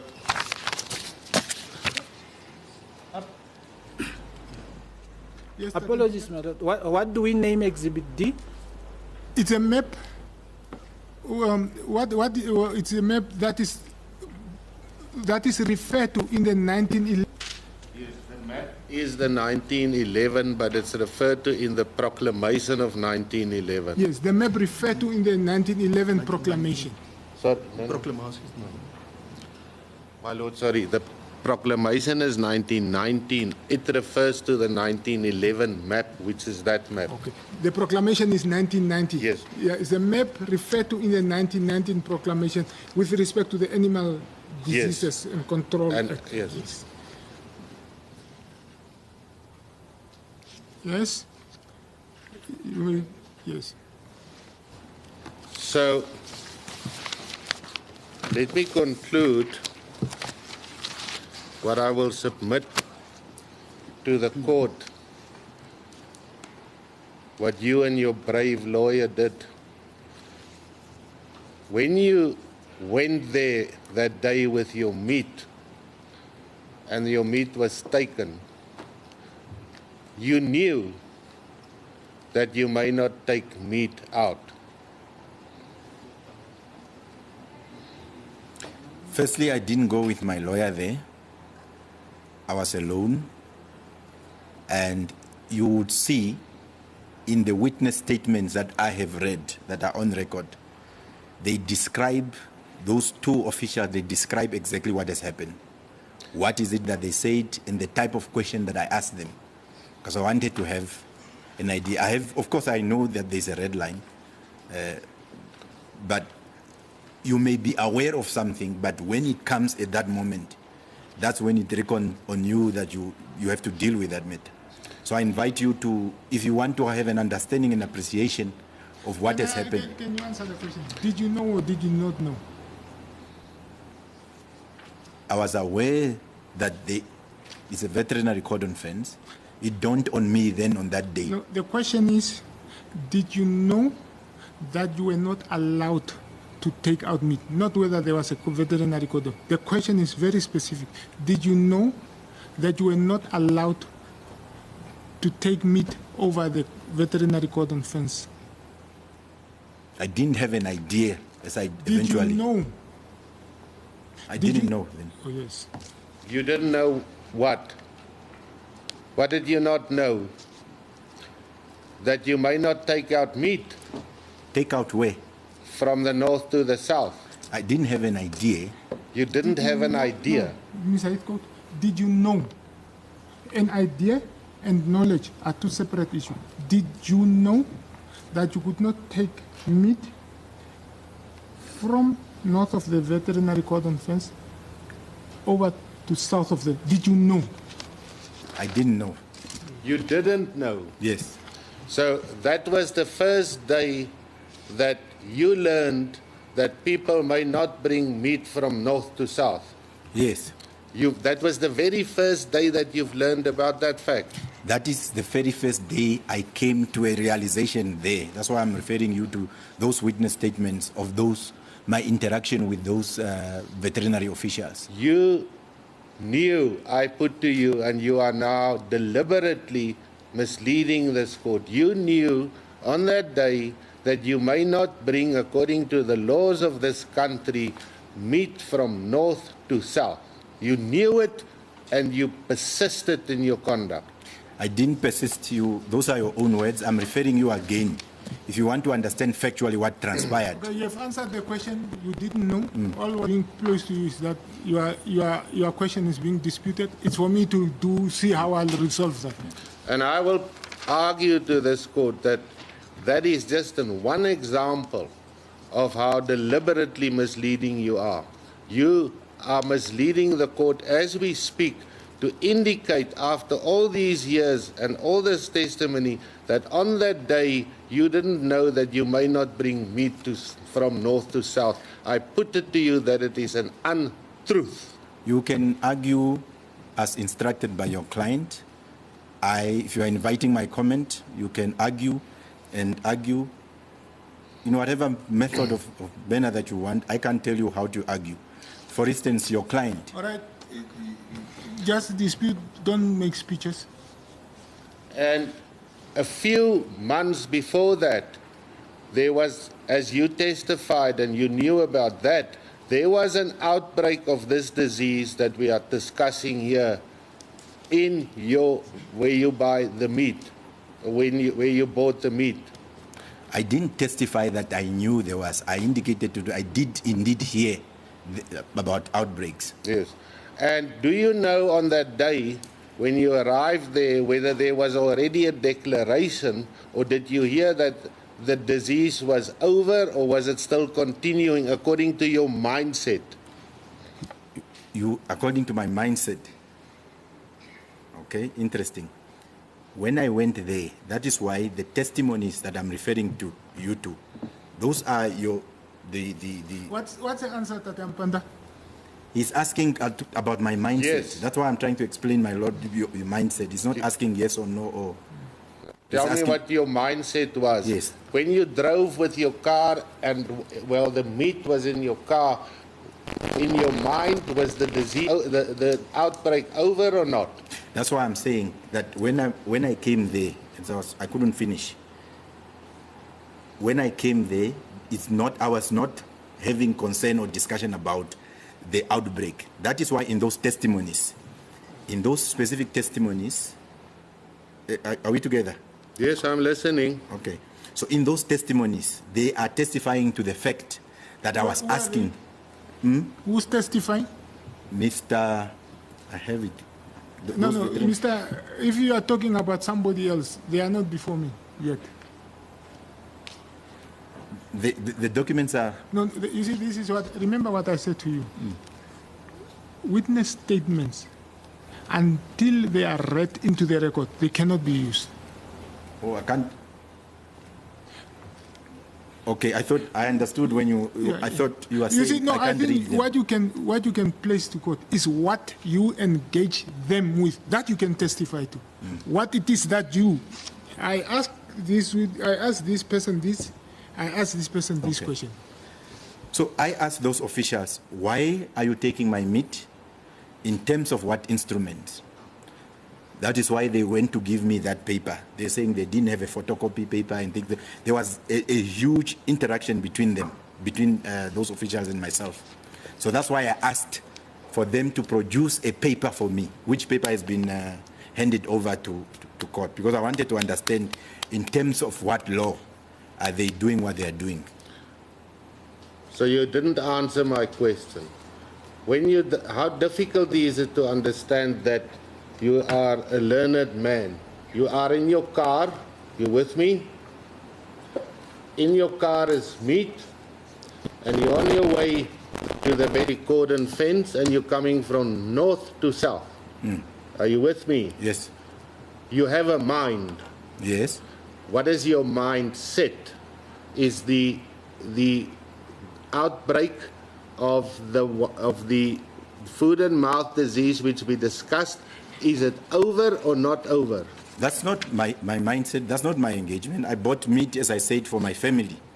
And as I came there, my meat has not been confirmed to have, it was just burned. It doesn't immediately follow, to my mind, since you're asking my mind, it doesn't immediately follow that immediately when there's an announcement of an outbreak, and every meat and everything that comes from that particular area is automatically infected.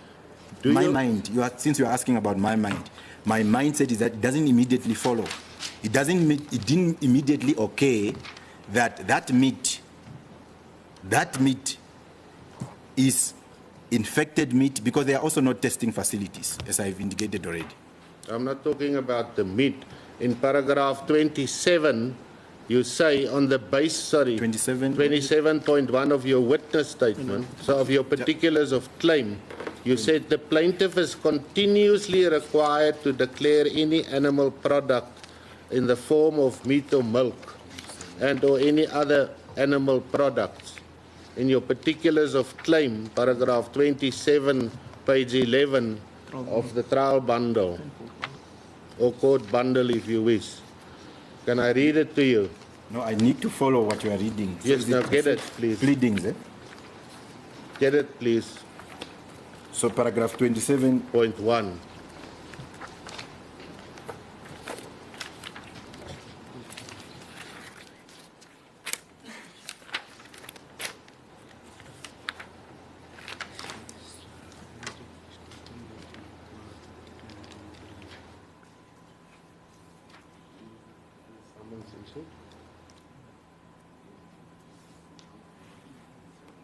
I'm there.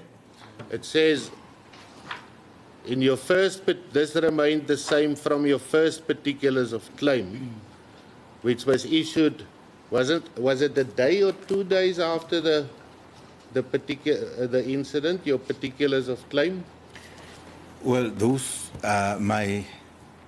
your brave lawyer will tell us. Let's look when your first particulars of claim was issued.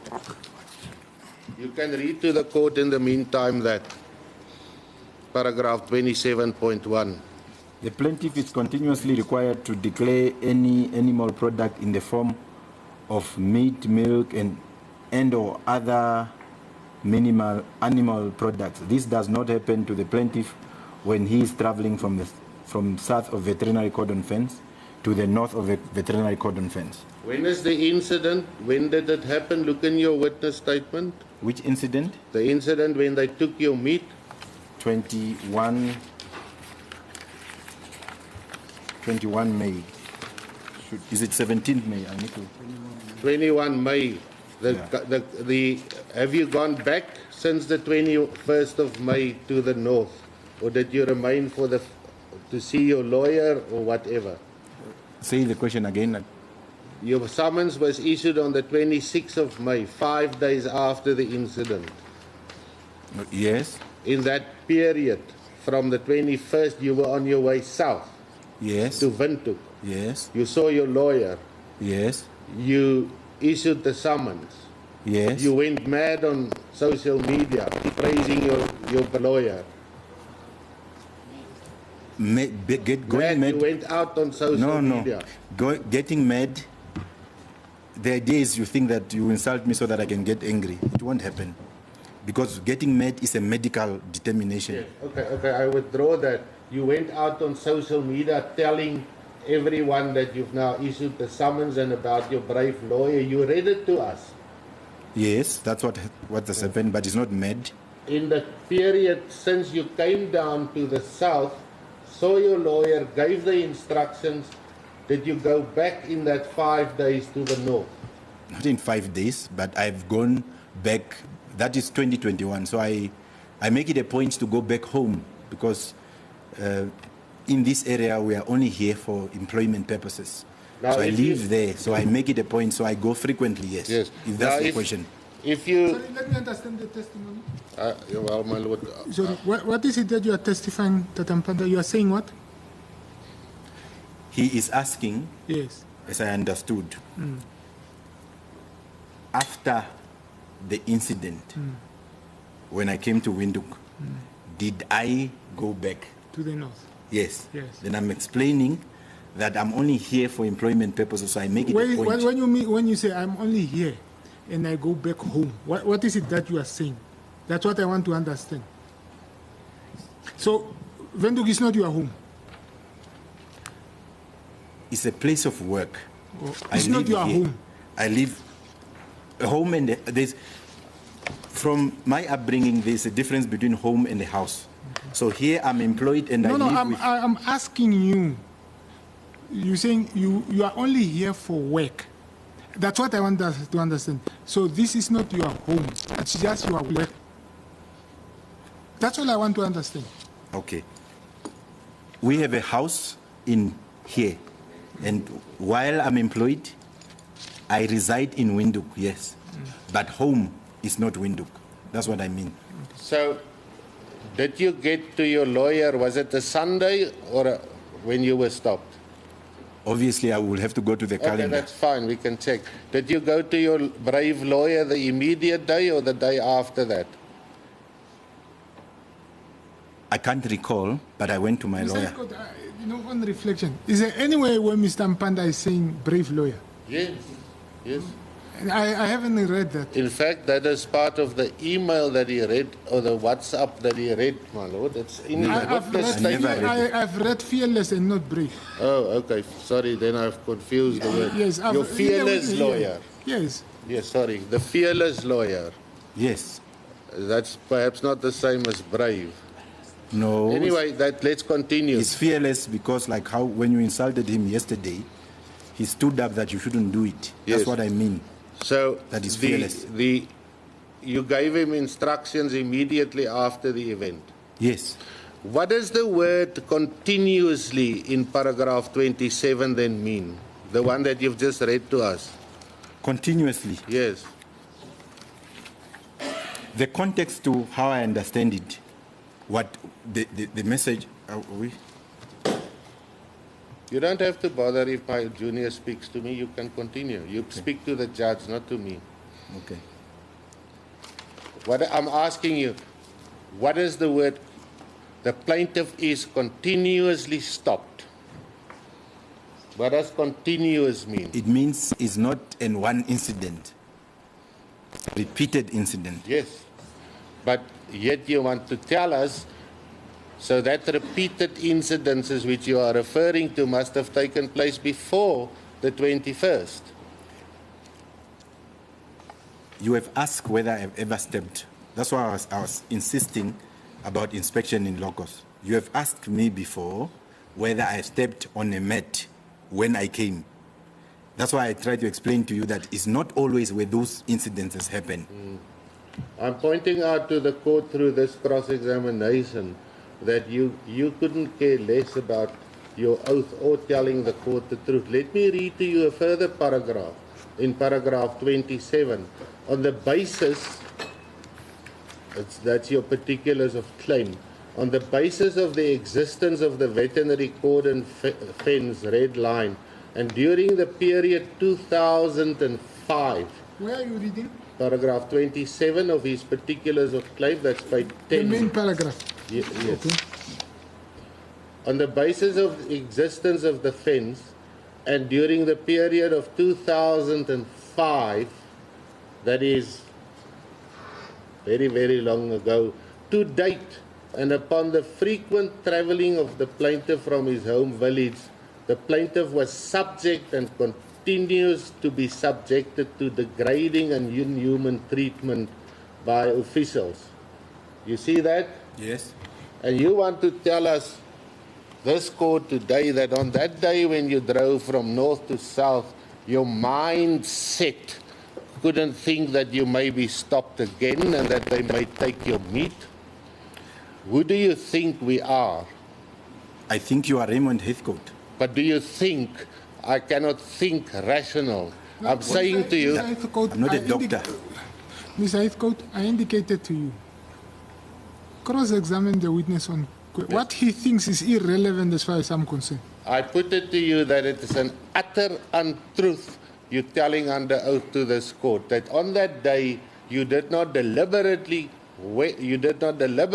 go out there knowing that they're going to take your meat, and you wanted it because you wanted to start this case. It was for the first time I carried meat over. It doesn't mean that I've never ever come to the red line and having been stopped and asked to step on the mat. I see. Yes, so the incident particularly refers to that aspect of meat. I'm done. The argument, and I would like you to respond to this, I would argue to the court on this kind of evidence, this irrationality, that you, Mr. Amupanda, and your fearless lawyer are in fact, or you rather, you are a danger to this Namibian society with your quest to remove the red line, and just for politics. You and your client and everybody who's defending settlers' interest, wanting the continuity of colonialism, your client has been in existence since 1981, not a single office on the other side of the red line, because the interest is a settlers' area. You are the danger. You are the danger to our country. You are the danger to the unitarist character of our country. You are a danger to our democracy. It's rather you that we must be fearful of as a people, you in wanting sense, continuity. Me or my client? Both. And you, sir, you, I put to you.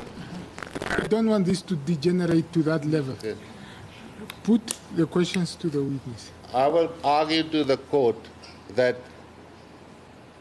your entire basis is simply politics and gaining votes, or hopefully gaining votes. Well, if I want to gain votes, I'm a political scientist and I'm a political activist. I don't need this case to gain votes. I'm coming to court to vindicate rights. I would have mobilized people to physically remove it if that was the idea. But I decided not to do that because we are in a constitutional democracy. The purpose of the court is to resolve dispute. That's why I'm coming here. Whether you regard it as politics, I'm coming here to vindicate rights. But it's funny and interesting, Advocate Heathcote. The court has dealt with this matter. You argued that same argument with regards to protective cost. You argued over and over again that no, this matter is trying to score political point. Both this court and the Supreme Court argued and made a determination against that very argument. First, this court indicated clearly that whatever it is that... All right, I know what I wrote. Yes. So the Supreme Court... Okay, I know what I wrote. Yeah. But the Prof... Can we... I'll conclude. Yeah, can you conclude? There is not... The Supreme Court and this court didn't hear your evidence until this week, or this court. There is a judgment of a Supreme Court as far as this... The High Court didn't... Can I say I'm not going to allow questions on my judgments Yes. to be discussed in court? Thank you, my lord. And I put it to you that I will submit to the court, and you may answer and you will disagree, that your argument, apart from this utter untruth you were telling just now, is the most irrational argument on the removal of a scientific fence that is ever served in this court. Why don't you, sir, ask the court to break down Tintin Palace, where all the racist legislation was made? Why don't we break it down? Because that's a fundamental flaw, again, in your understanding of what the case is about. The case is about the real lived realities of our people, not me. 1,000, everybody that is kept out of that 1,250 kilometers, their experience, if you are from Zambezi region and you have mangoes, you are not allowed to come with your mangoes. You agree? You are not allowed to cross with your milk. It's not just meat. You so agree? the idea that this is politics, it is so unfortunate. But then again, it's for the court to determine, and the court has already determined that. You can regurgitate that same argument over and over again. It doesn't change the reality that we are here to vindicate rights. These are lived experiences of the masses of our people. 60% of the population has been discriminated. It's something that is historical and continues that. And we will argue this case until its logical conclusion. And one day, and I hope you are still alive, to see the 1896 red line removed. The fence. Why do you blame a fence? Why don't you blame people? A fence is a thing without a mind, like a building.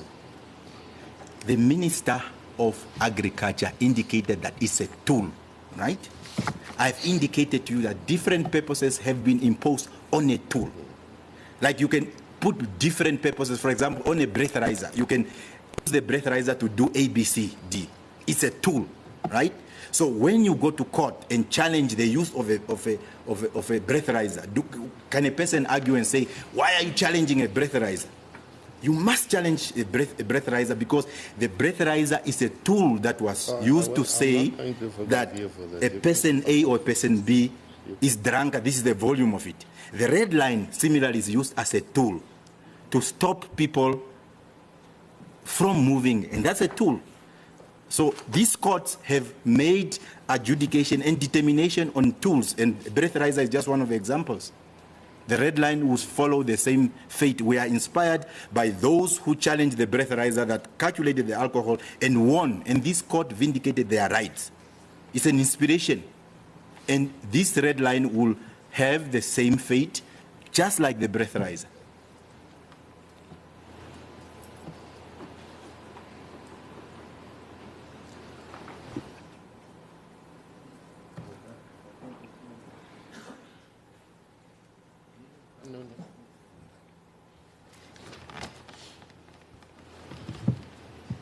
I pity you. I've got no further questions. Thank you very much.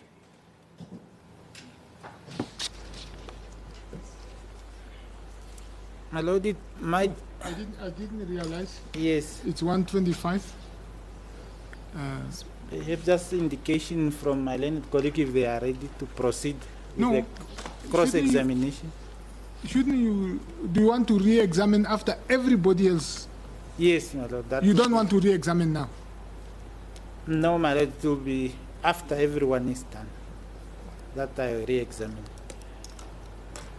Sure, okay. Yes. Oh, okay. That's the All right. All the defendants first cross-examine, and then there's re-examination. I don't know. Okay. And if I may ask, if your lordship is about to adjourn it, we make it 2:30. Yeah, I'll make it 2:30. I'm a senior citizen. I just want to get it. I missed who is next in cross-examination because there was an indication. It seems that it's the 6, 7, 8. Just to get. The 6th, 7th, and the 7th and 8th defendants and 6. Advocate Pelser, somehow his work permit has been approved but not issued. And we must proceed. He may join us later. If he's not in time, depending on what happens this afternoon, we can't stop the court. Although if it's 10 minutes or so in the afternoon, we may ask your lordship, because it seems that he may be here tomorrow. But for the time being, we must continue. So after this, it will be Advocate Stein. All right. That Amupanda, you know, they say repetition is not a good thing, but at times it's proper. So I'm going to repeat my admonition, but today I'm not going to give that prelude. I'm just going to warn you that you may not speak to any person on this matter, including to your children, your legal practitioner, your spouse, and your followers. Court rise. Right.